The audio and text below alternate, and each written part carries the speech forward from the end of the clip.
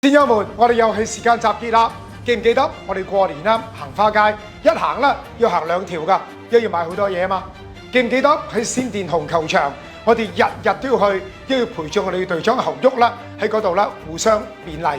記唔記得舊年我哋喺網上啦買咗好多嘢，都係為咗支持啦我哋廣州足球嘅延續。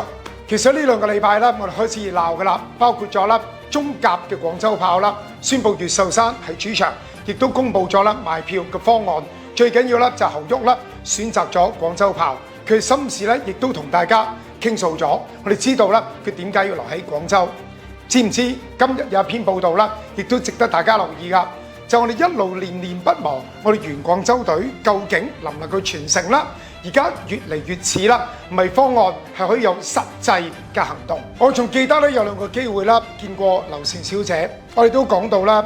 如果廣州隊真係要解散的話咧，我哋07、08呢一代究竟點樣能夠有波踢呢？咁而當時咧，大家密切跟進咧，亦都跟進到啦蒲公英。今日蒲公英咧即將開展佢中越嘅生涯㗎啦。今日咧有一段消息，雖然未真正官宣啦，但我就明查暗訪，包括問咗一啲啦資深廣州隊嘅球迷啦，佢哋被邀請啦去過同埋蒲公英啦溝通過㗎，就係我哋被逼解散嘅原廣州隊啦，正式入股蒲公英㗎，成件事咧更加順理成章，因為我哋已經知道啦，由工作人員到教練組，由大部分啦07、08嘅梯隊成員啦係進駐晒蒲公英，準備打中越㗎啦。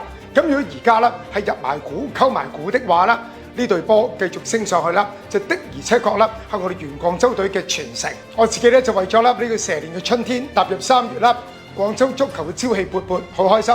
315呢個日子啦，你一定要記住㗎啦。晏晝啦，我哋中越廣州蒲公英喺中國足協杯嘅第一 round 啦，先上陣。